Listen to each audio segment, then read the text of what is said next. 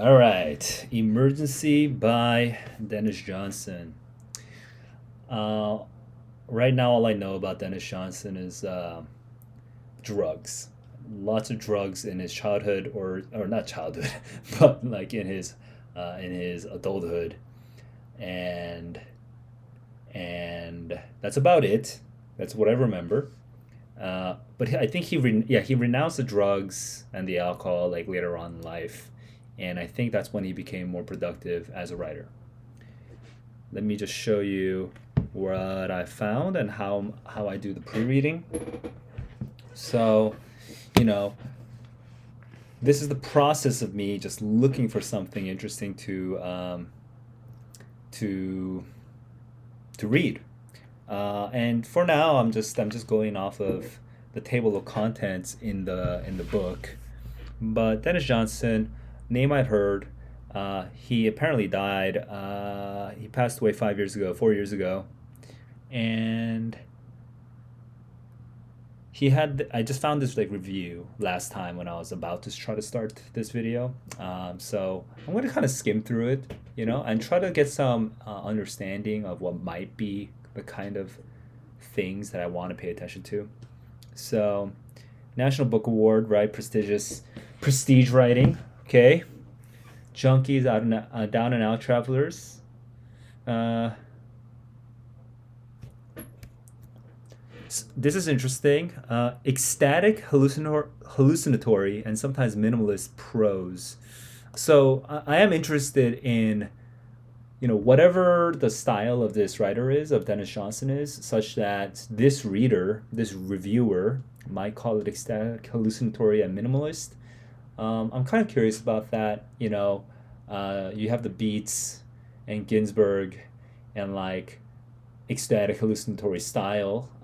So at least on the poetry side, so I'm curious how that is in novels or in the fiction side.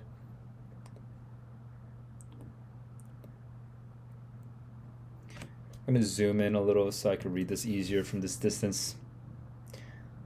Oh, he did do some poetry when he was young. University of Iowa, poetry powerhouse. Heroin, wow, okay. At 21, so he went to a psychiatric ward when he was 21. What was that? Like he was born. So if he was 67 in 2017, he was born in 1950. So at 1971, he was in a psychiatric ward. Probably not a good time to be in a psychiatric ward. Uh, don't know too much about the history of psychology there. I'm pretty sure the lobotomies were over by that point, right? But yeah, probably not a great time to be in a psychiatric ward. Not that any time is really great for a psychiatric ward. Yeah, his addictions were not feel. By the way, totally agree. Being addicted to things does not help with writing, like video games. Jesus.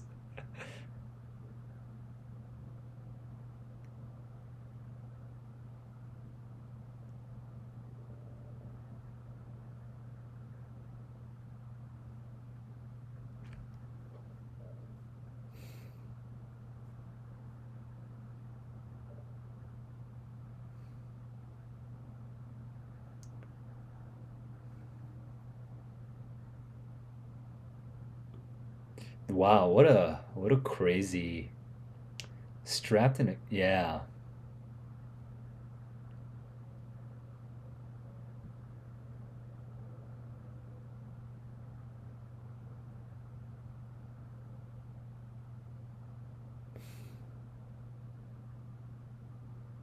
Crazy. That's a crazy just um interesting scene to sort of go all in on. So Jesus' Son is his masterpiece. I wonder if emergency is in Jesus' Son. Actually, I'm gonna just jump around. Um, nope, it's not here. You know what? This is too much about Dennis Johnson. I think I'm just reading it just to read, but we don't need to read all that whole review. Oh, Poetry Foundation. He pops up. That's kind of Interesting. Hmm. Trying to think. Where do we get emergency? So I am kind of curious what Poetry Foundation says about Dennis Johnson. He was born in Germany, did the MFA at Iowa. Similar. He's been homeless before. Okay, my shoulder's just hurting a little.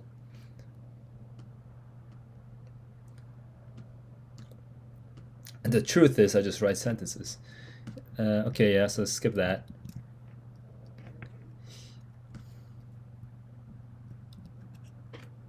Huh. Okay. A champ. Wait. So over here it says a champion of the drug LSD. So, but a champion. Oh well. So that's just somewhere in the middle. Oh, that's why I thought it was in the first page. Okay. What can we know about this? I kind of want to just know someone's response to this book. Okay, here we go. Goodreads. Puzzle the Prof contest. Well, this is just the actual text. Tobias Wolff reads Dennis Johnson's Emergency. Okay. Interesting. What is... This has nothing to do with... It's such a strange blurb to be here. Let me just look at someone else's review real quick. Everything a short story should be. I'll be thinking about this for days. Very much like Hunter. Yeah, I was thinking Hunter S. Thompson. The sort of gonzo journalist style, right? Is that correct? I'm not totally sure. Not a fiction expert. All right. So this is a very technical review, so I'm going to skip that one.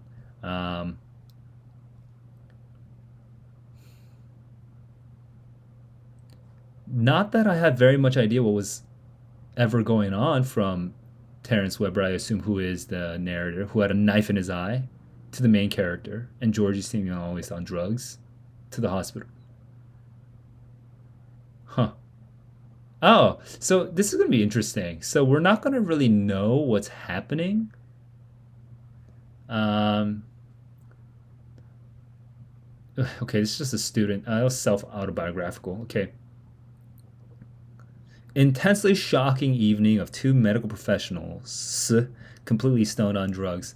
That sounds fun. Okay, that's a great... Thank you for saying that. You rated it very low, but thank you for saying that. Story was... Okay, the style and voice was really interesting, but the story was not for me. Actually, I'm excited by this. There's so many twos, right? There's so many twos. So, twos and threes here. Um, I I'm excited to take on something that some people really there's like a strong love hate reaction to, because I want to see if I can uncover the thing that makes this enjoyable to some people but not to others. Okay, so this would be a good one to try. Okay, Goodreads. Thank you for that. That was illuminating. I think I might have to just make Goodreads my default for looking for my pre-reading. Um, Now I'm just quickly looking here.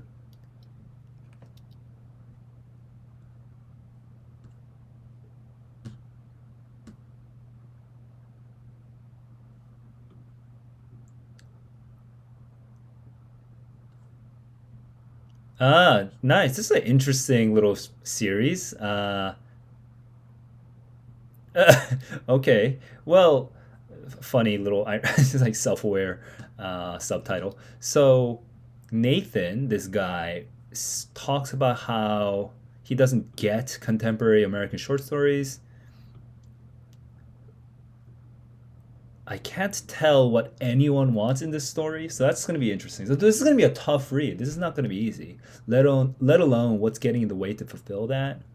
Seems like random things are just happening. I don't really sympathize with the characters. The ending is unsatisfying or leaves him unsatisfied. I too felt puzzled about its popularity. I also could not sympathize with the characters or even care much about what happened in the story. Uh, this professor has never been very much interested in druggy stories. It caught the fag end of the 60s.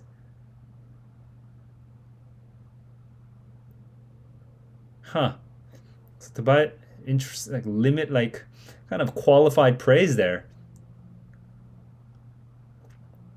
It may be popular, but that does not make it a great story. On the surface, it might appeal to a certain group of readers. Well, right. I think in reality it's stupid, of course, but in fiction it's pleasure. I think it's funny when we read the line. Right. So that's exactly what should be happening. It should be funny. I feel like this might be getting away too, giving away too much right now. I kind of want to leave some of the surprise for the read, but here we go. Um, right. A guy with a knife in the eye. That's supposed to be funny, guys. So yeah, I'm just trying to get ready for this. But I think honestly, I am ready for this. I don't need to do any more pre-reading. This is just like a quick short story. This is so long. I'm not gonna I'm not gonna go through all of this. Okay, all right, shorts. Okay, let me be finished with the pre-reading, and let's go to the iPad. All right, let's go. Emergency by Denis Johnson, 1991. If it was catching the fag end of the 1960s, then this must not be actually published in 19, or at least if it was published in 1991, um, it was written far, far earlier. I'm trying to. When was Emergency by Denis Johnson published? 1991. Oh, it's pretty late. I guess it came out in New Yorker? Can't tell. Oh, it looks like it. Yeah. Oh, it came out in the New Yorker in 1991. All right, so let's go for it. I guess. Uh, Actually, immediately, I already know this from the Goodreads review, but I'm realizing something. Like, if you're working in the emergency room, you probably shouldn't be that stoned. That's just not good. And so this I guess just kind of reminded me of that.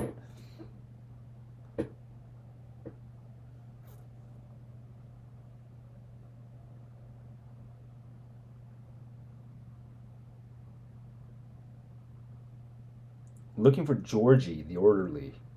Hang on, let me just like saturate myself in this scene. This was in 1973, before summer ended, so it's still hot. Nothing to do on the overnight shift, just paperwork.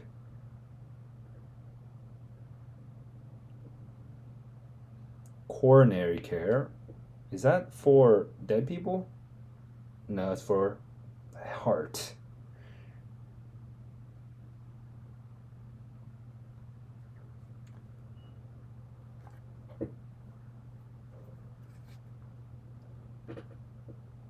He, he often stole pills from the cabinets. Right, the hospital has pills.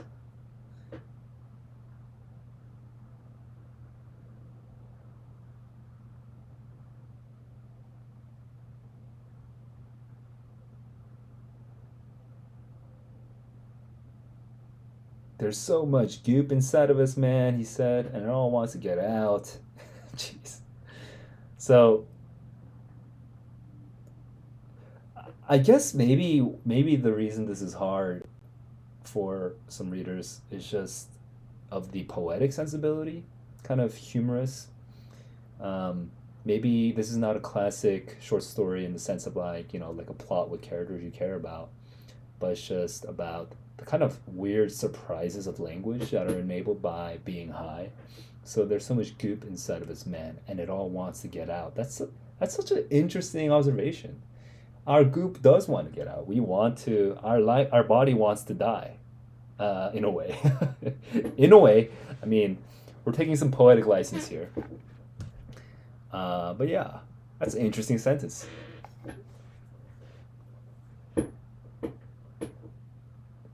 What are you crying for? I just didn't understand. Right. So now we have these characters who don't really there's no emotional connection between these characters just talking real randomly. Like I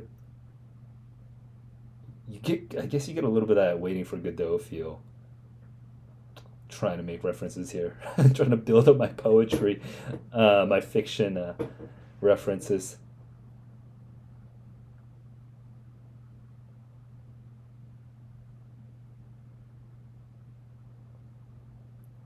Jesus, wow, oh boy, perfect. Trembling and weeping. Okay, so that's so strange. That's so odd. He just ends that section right there, and he switches. We shift time already. Jesus, wow, oh boy, perfect. Such a strange little thing to happen. Okay.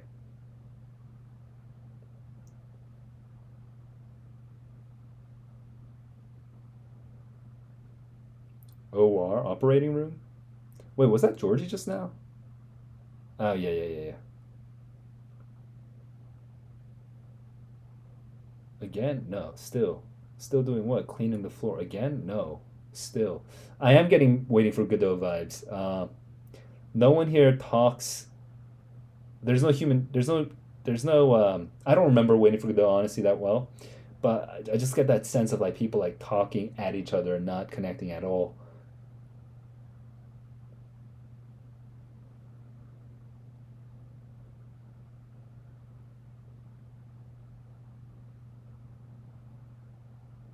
What am I gonna do about these fucking shoes, man? Whatever you stole, I guess you already ate it all, right? Holy squish. Let me check your pockets, man. I found a stash. Two of each, whatever they were. Good, because I really, really, really need a drink. Blood mopped up? Okay. So he's messed up. God. Damn. Okay. Guy with a knife in his eye came in, led by Georgie. So, right, I'm hella high. The narrator is hella high. Uh, you know, it's getting crazy. It's getting like we're psyching us out right now. Obviously, there's no guy with a knife in his eye. I hope you didn't do. Maybe there is. My wife did it. The blade was buried to the hilt. Oh no, there. I guess it's real in a way. It's real in the story. So it's not a hallucination per se. I mean, it could be a hallucination, but the guy is talking about it as if it's real.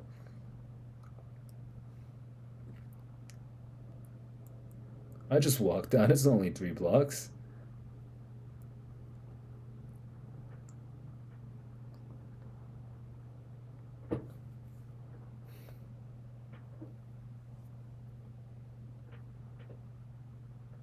I can see, but I can't make a fist out of my left hand.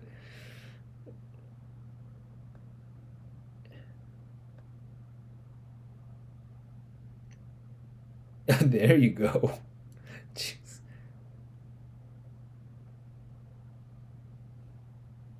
Terrence Weber, your face is dark. I can't see what you're saying. Georgie, I said.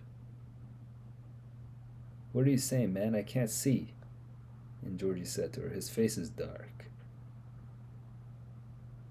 How long ago did this happen, Terry? She shouted down into his face. Just a while ago. Do you want the. He thought about it and finally said, not unless I die.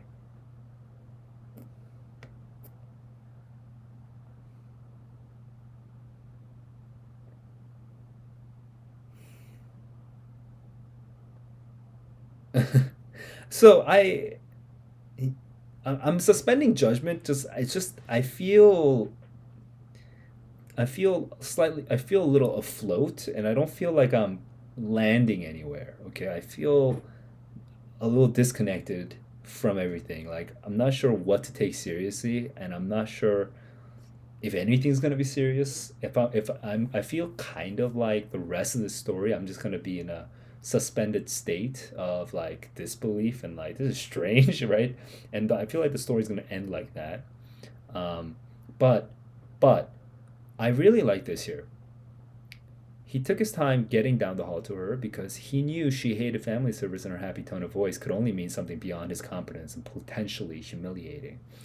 This is like a little bit of like office drama, like The Office, like people being kind of like vengeful in like these minor ways, you know? So you're getting like a real human touch right now. That's such a human thing to do in this very strange and unrealistic and inhumane setting of this person being stabbed in the eyeball by with a knife in his head. Um, and talking like he's normal. So that contrast, that texture of like very strange thing happening, but also very human moment happening, it's just sort of funny.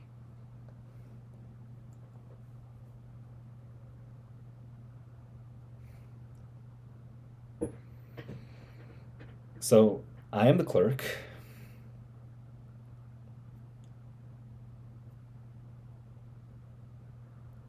What seems to be the trouble, he said. Also, a little bit of humor there, because if you're looking at that situation, where, like, what really is the trouble? There's so much trouble. A doctor can't tell.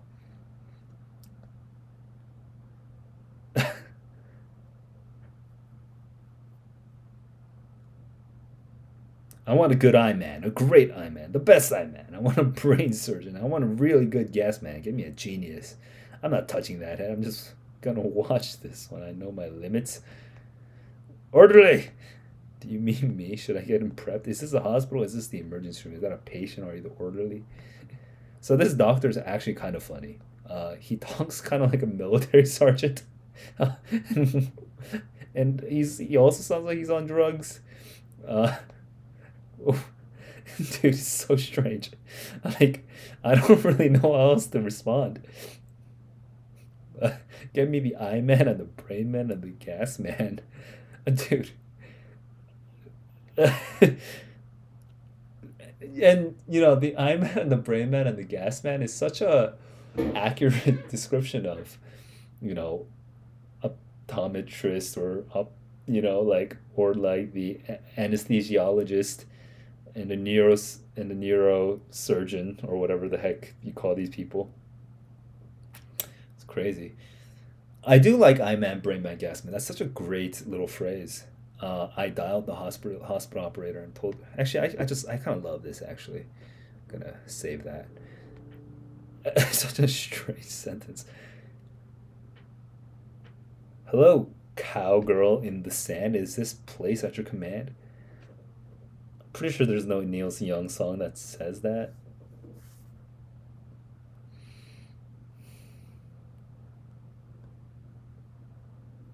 It doesn't concern me, right? This nurse who truly does not care about her job.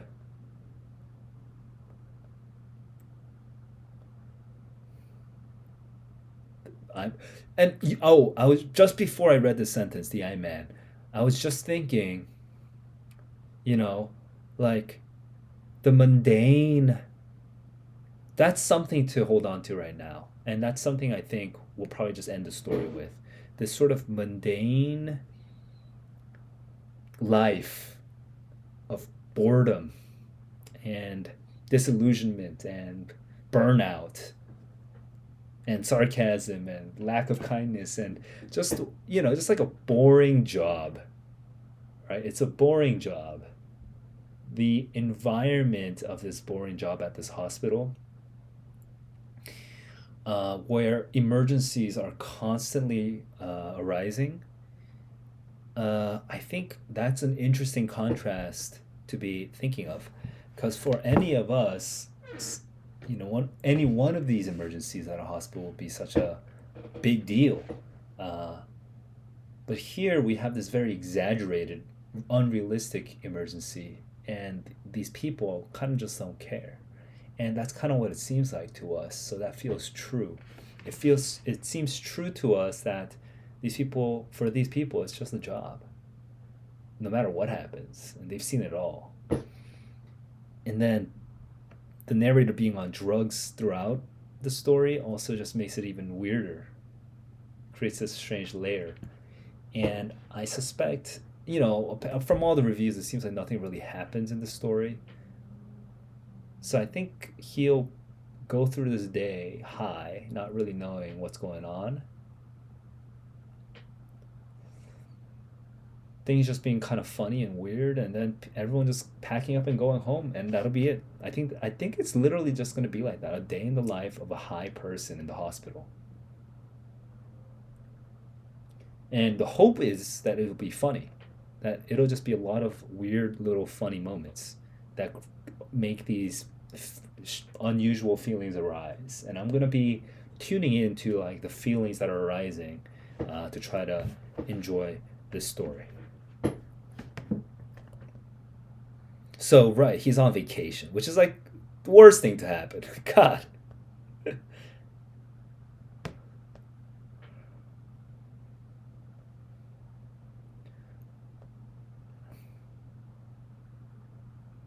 Urine, burnt, chalk.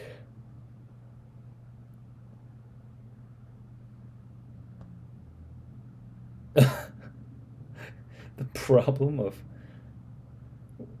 And it's so funny because this is something like divorced from the rest of this context, this would happen. Everyone would have a different idea about how to remove the knife. That's exactly what would happen in a real life situation.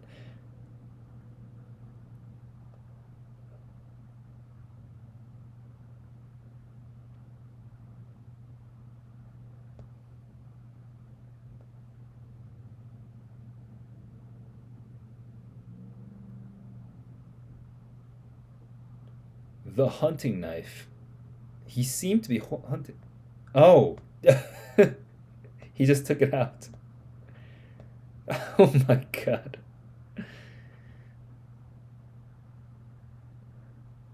Georgie just took the knife out. And yeah. So, of course, that's allowed in this crazy world.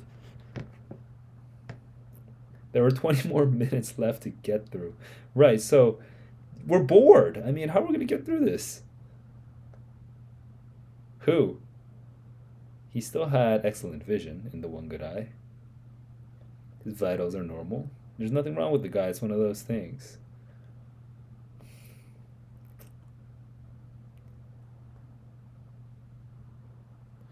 What's a gurney? I feel like I should know this. Oh, duh. The stretcher.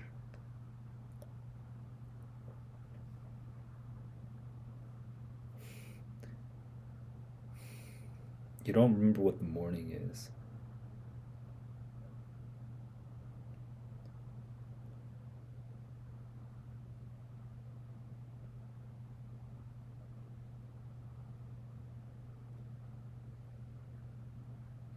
With the daylight knocking against our eyelids and the fragrance of alfalfa thickening on our tongues, I want to go to church, Georgie said.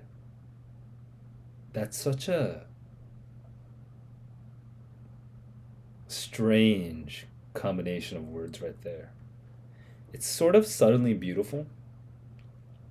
Let's go to the county fair. Again, strange turn, interesting turn. I'd like to worship, I would. They have these injured hawks and eagles there. I need a quiet chapel about now. These people never connect with each other. They're just high. But I like this I want to go to church line cuz he's not just this high. The Georgie isn't just this prop that does weird things. He becomes a human being for that moment with a desire, something maybe he feels missing in his life. He wants to worship suddenly, so he becomes a real person for a second.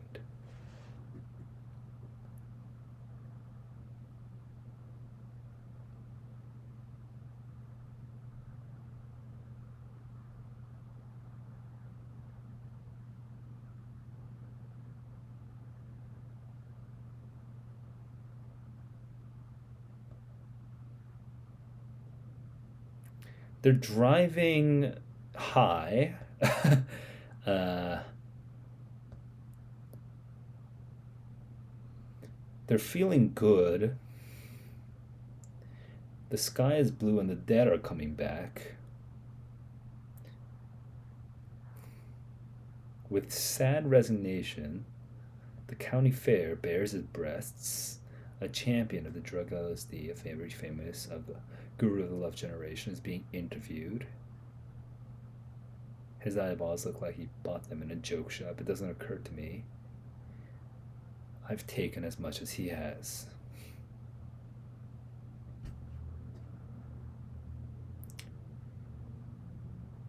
We're getting some reflection right now with narrator.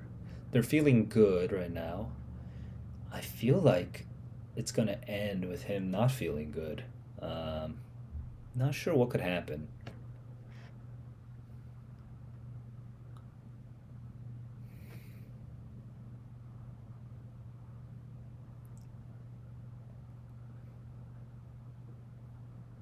We hit it. Just a life goes away just like that. Kind of, kind of surprising. Because it's surprising how quickly they just. It's literally just a sentence, and we hit it, and then they move on in the dialogue. So they're very numb to what's going on. That's what it feels like. Are you completely blind? What was that? He's like a rabbit. Something thumped. You hit him. He thumped. Rabbit stew. He threw the truck in reverse and zigzagged back toward the rabbit. He almost ran over the poor animal a second time. Dude, crazy. On its haunches. Right, the legs.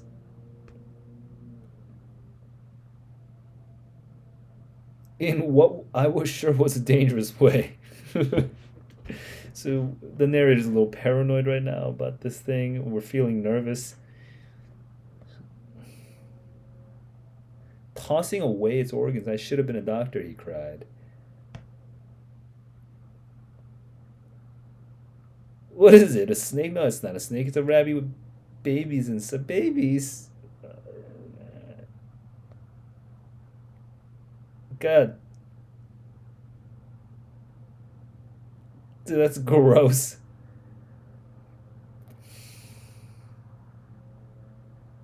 But they were in fact slimy miniature babies. No way I'm eating those things. I told him, take them, take them. I gotta drive, take them. God, this is gross, dude.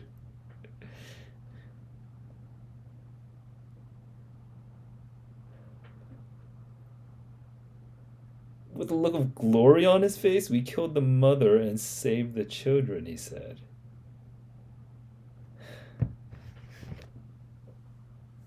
I worship, glory, mother, and save the children. I'm getting a little bit of that Christianity sense. Kill Jesus, save his children. But because of the word glory, I don't know, man. This is an uncomfortable scene.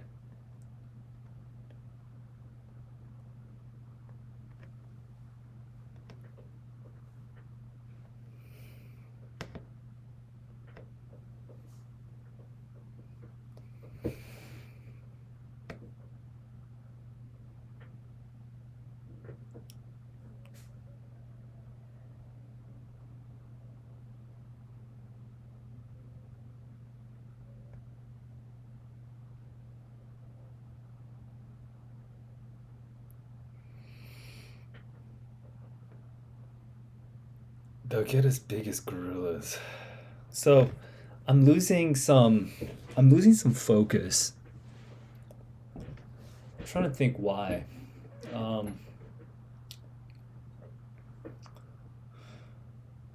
First, that was just such an intense experience, just like taking it seriously. Like these blazed hospital workers sort of just killing this rabbit. It's very uncomfortable. um, because it could happen, and and now I'm just trying to see, what's gonna happen, like what's gonna happen with these people. They're gonna they have this like artificial problem, that's sort of this artificial conflict that's brewing in their heads, and they're gonna try to save these rabbits, and then what, um, I don't know.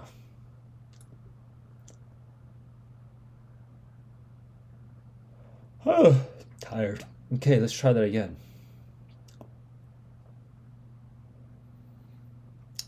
The road we were lost on cut straight through the middle of the road. The world, I mean. That's an interesting sentence. That's a beautiful sentence. The image I get is like in a way it's always true. Whenever you're lost on a road and you're driving down it, you are cutting straight through the middle of the world.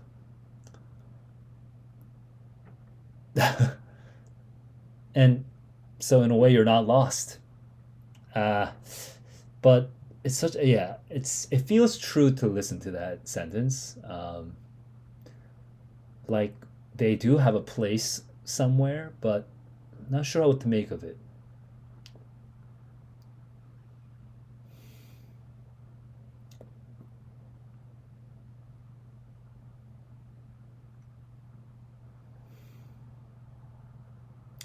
The hood changing color is a nice detail.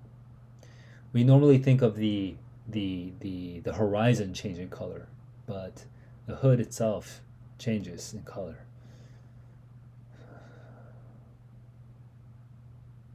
I don't have any headlights. Under a strange sky with a faint image of a quarter moon superimposed on it. Okay. The summer's over, I said.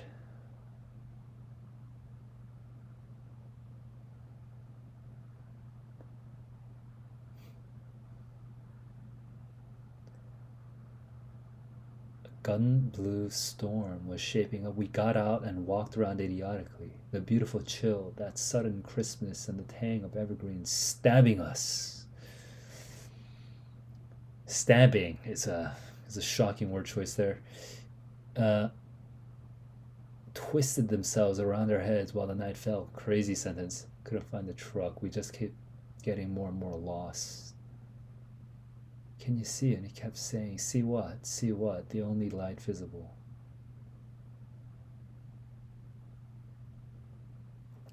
We headed towards the sunset.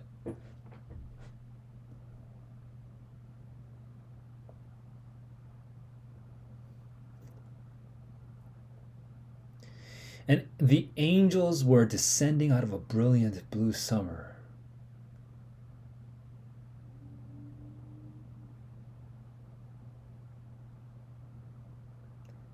And down the knuckles of my spine. So we get that worship now. And if there had been anything in my bowels, I would have messed my pants from fear. It's the drive-in, man.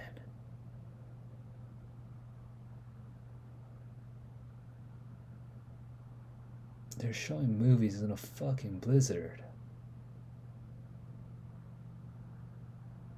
So, one thing that's happening here is earlier Georgie wanted to worship, he wanted to go to church, and immediately the narrator's like, let's go to the county fair, and the county fair bears its breast in this summer, right?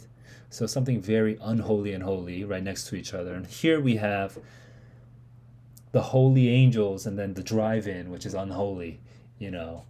Uh, and but it's flipped now. It's the narrator seeing the holy thing and Georgie thinking of the non-holy thing. I'm not sure what to make of it. I just see that structure there though, like LSD as a form of spirituality, something like that. I don't know. I'm gonna keep going.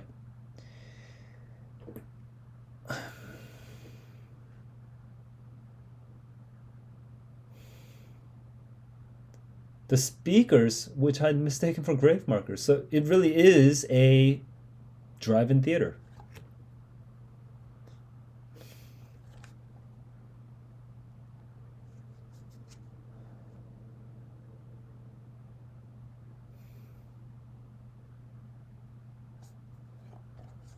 The snow went dark.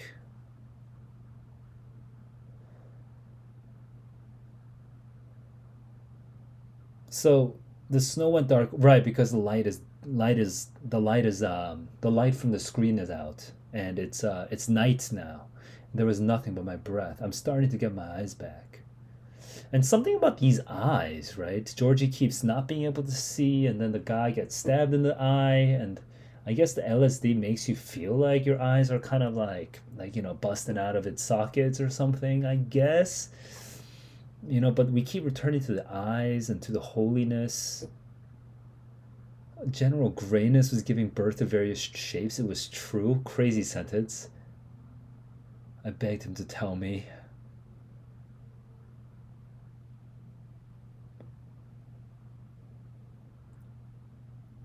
We're right outside of. We're right outside town, fuckhead.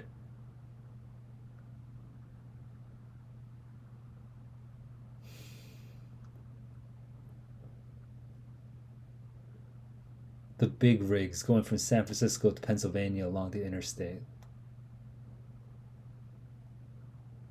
While the snow buried us. We don't have milk. They're mammals, man. Where are they? And they were dead. The rabbits being dead is a little strange. It's like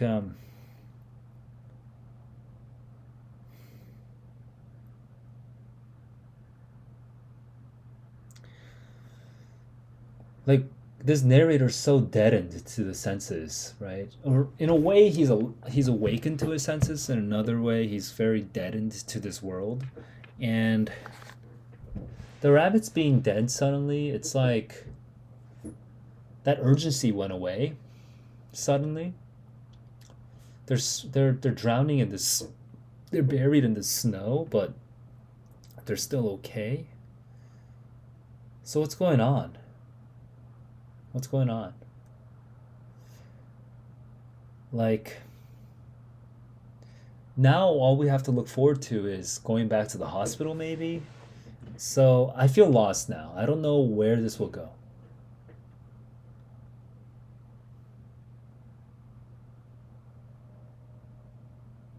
Oh, okay, we're going straight into the dead rabbits.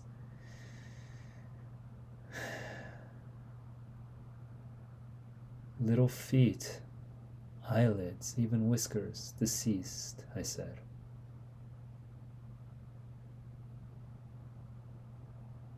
No wonder they call me fuckhead. It's a name that's gonna stick. I realize that. Fuckhead's gonna ride you to your grave. I just said so. I agreed with you in advance, I said. Or maybe that wasn't the time it snowed. So we are partly in memory, it turns out.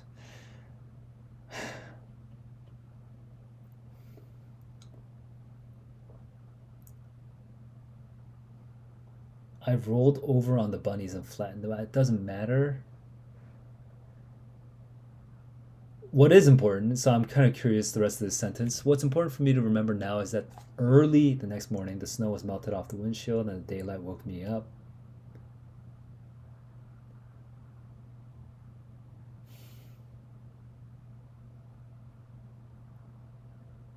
I felt the beauty of the morning. I could understand how a drowning man might suddenly feel a deep thirst being quenched, or how the slave might become a friend to his master, who slept with his face right on the steering wheel. I feel like we're getting close to the end. Just want to double check. Okay, not. Oh, actually, well, pretty close. Um,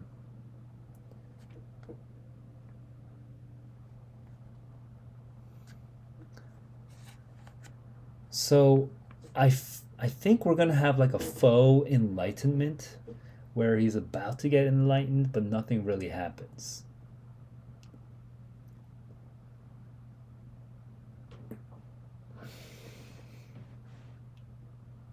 The blossoms that were always there.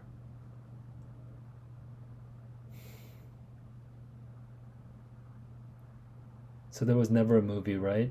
There was never a theater. Now it's blossoms.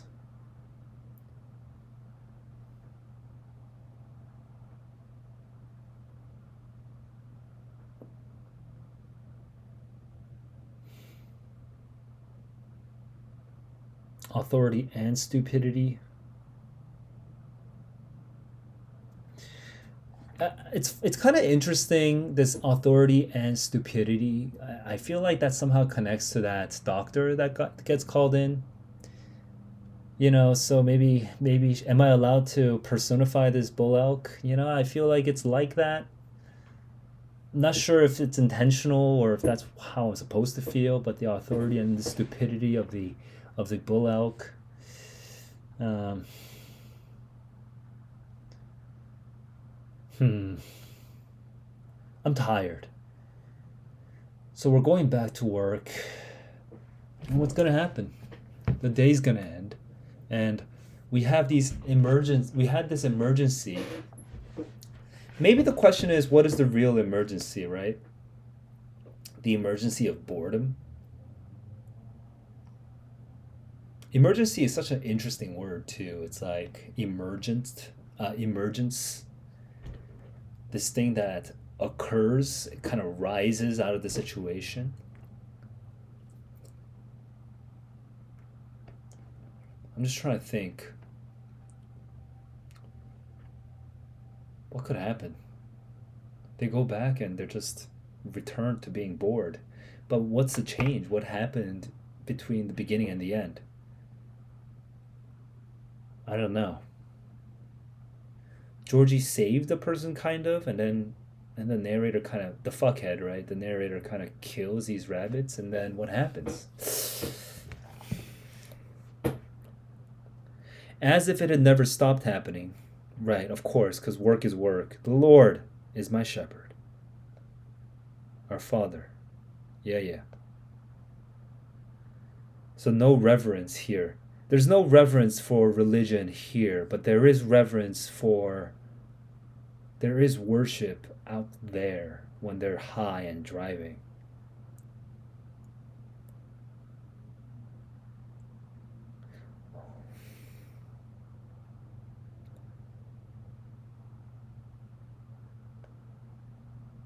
Even my tongue.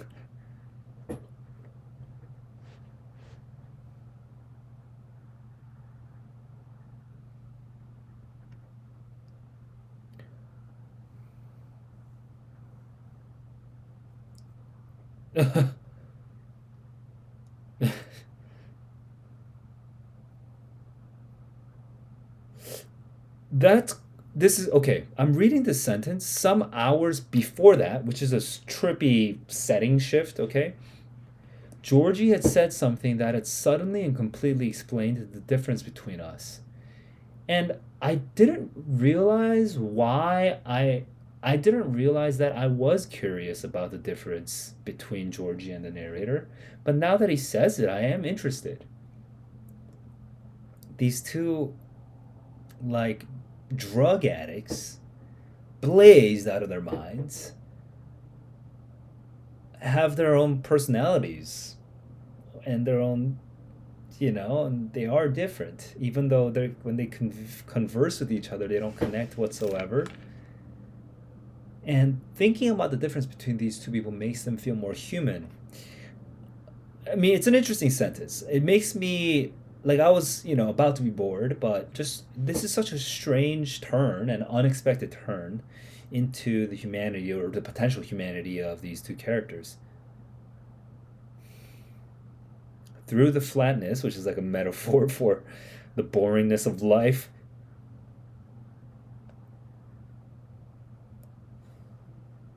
As out of the mouth of a volcano, his name was Hardy.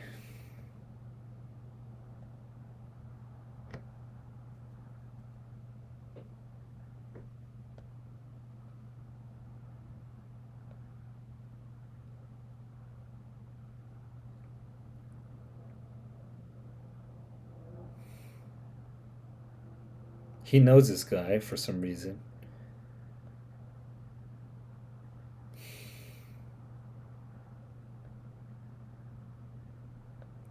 Wow, do those things sting you? That's such a nice and innocent and naive question. it's it is creative to come up with this kind of dialogue. It's such a strange dialogue. Part of their daily drill. It's all part of a harmony. I kind of like this. You're part of their daily drill. It's all part of a harmony. It's all part of a harmony. This life is all part of a harmony. You're lost on a road and you're cutting through the middle of the earth, and you just want to worship for some reason. There's like a sort of order to this world, and you feel it even when you're completely messed up.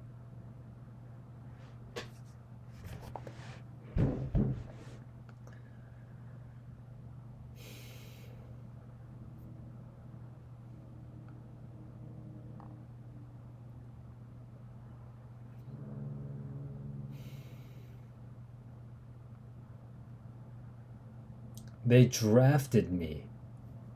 Oh no. Oh yeah, I'm AWOL. I'm bad AWOL. I got to get to Canada. The Vietnam War. Huh.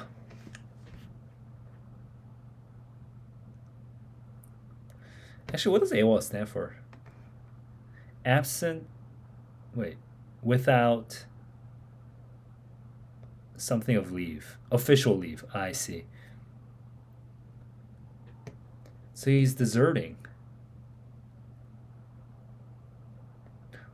Interesting connection to reality suddenly. Somehow, I think I know. That world, these days has all been erased and they've rolled it up like a scroll and put it away somewhere. Yes, I can touch it with my fingers, but where is it?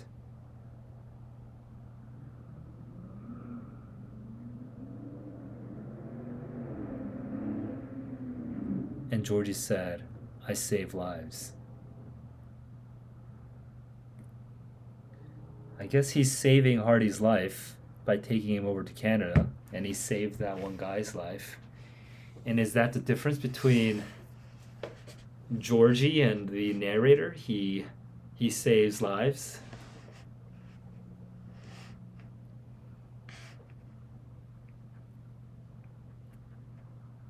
That was trippy. I kind of the humor was only the beginning. It stopped being humorous. It became more trippy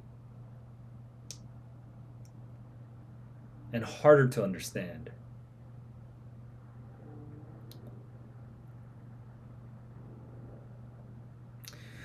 I do feel connected to Georgie in a weird way, who cares about the rabbits and about worship.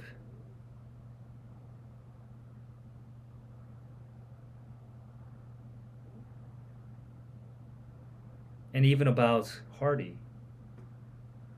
Georgie is the one that's saving lives. He's sort of common sense. He's sort of common sense about it.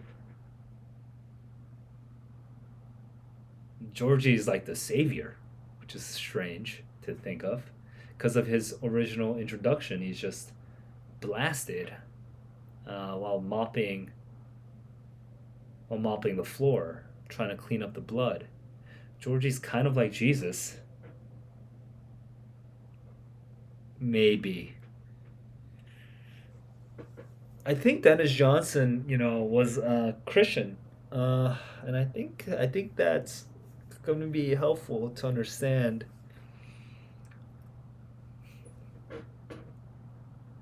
Like that world. What is this crazy second to last paragraph? That world. These days, it's all been erased and they've rolled it up like a scroll. But where is it? I feel like this question, where is it, came out multiple times. So I just want to double check. Oops. Okay, this is gonna be a pretty common.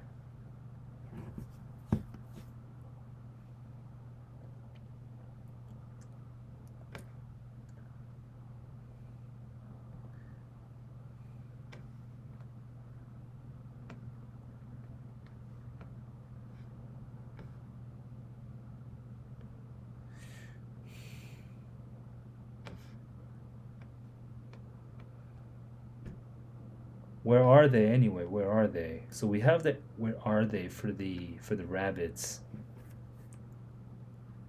and then maybe earlier we're like wondering where Georgie is.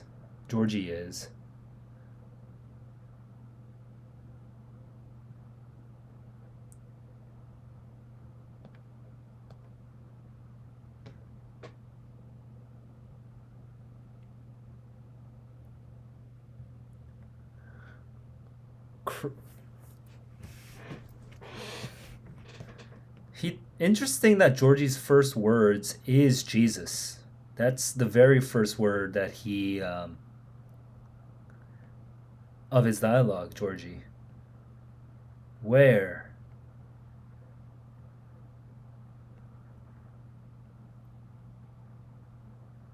Jesus, wow, oh boy, perfect. Where's Georgie? This guy asked.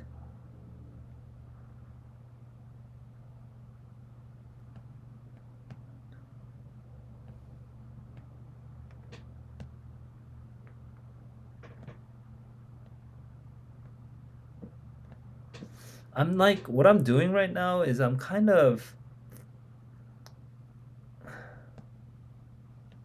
There's a lot of questions in this dialogue, by the way. Lots of questions in this dialogue.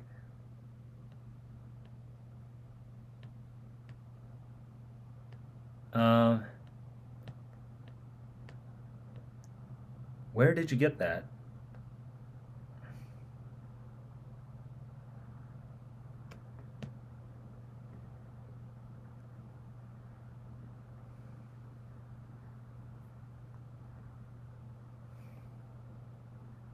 Where were the rides?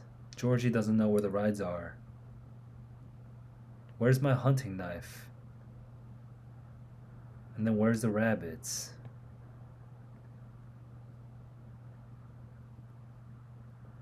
What is it?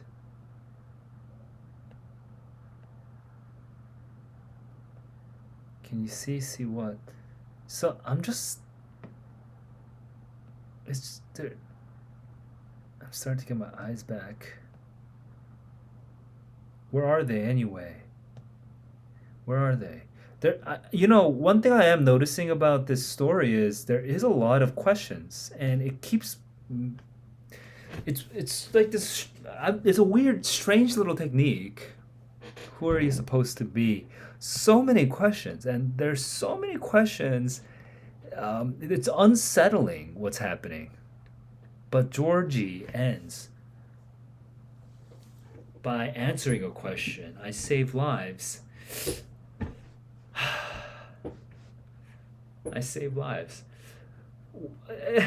This is a story about Georgie in a way. And the narrator has his adventure with Georgie, and Georgie is kind of like a savior. But Georgie's also asking all these questions and like leading us here and there. And we have these moments of beauty that we're not totally sure of.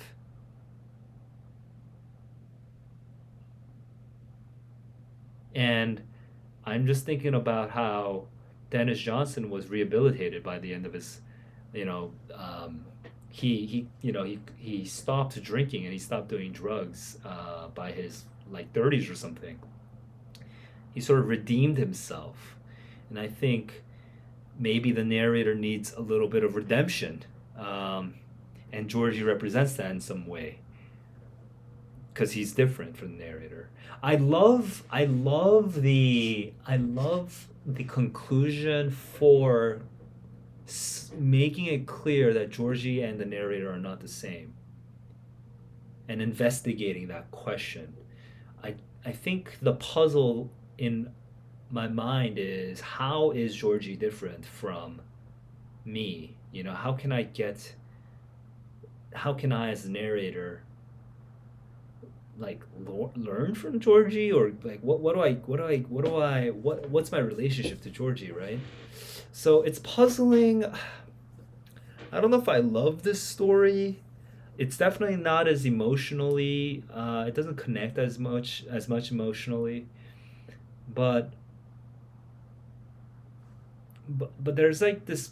It's just interesting enough. Like kind of want to understand Georgie more.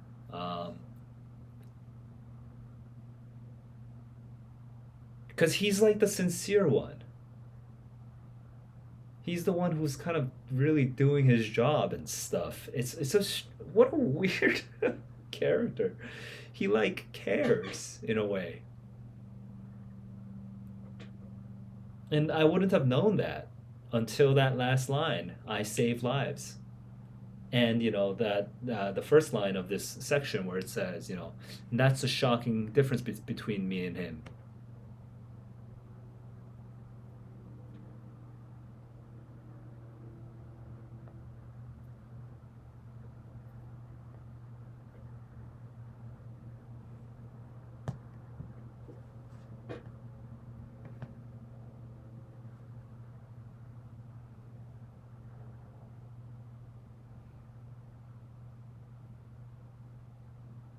The narrator killed the rabbits, and Georgie saved lives. Okay, here's the one thing I'll say about this story. Technically, I think technically the impressive part is how by the end, when it literally just says I save lives, those three words have the potential to suddenly make a lot of things make sense. Just those three words. When Georgie says I save lives, and before that it says, Georgie had said something a couple hours ago that suddenly and completely explained the difference between us.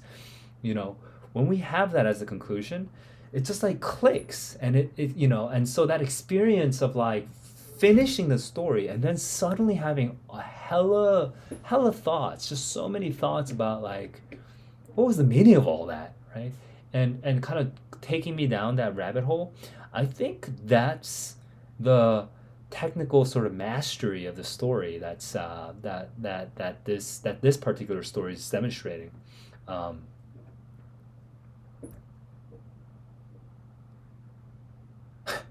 I guess I like it. I guess I like it. I think I like it.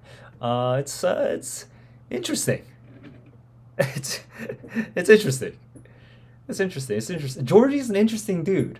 I'm interested. That was an interesting character. And it was a interesting way to build up a character by not really building him up, and then at the very end just making it clear that maybe you should be interested in this character. Because until then, it seems like it's all surface, like you're just focusing on the style of the language and whatnot. It's there's a little bit of misdirection here. Oh, excuse me. So yeah. All right, well that's Emergency by Denis Johnson. Tough read, very very hard actually to get through that, but I think it was worth it. That was interesting. I'm curious what you guys think.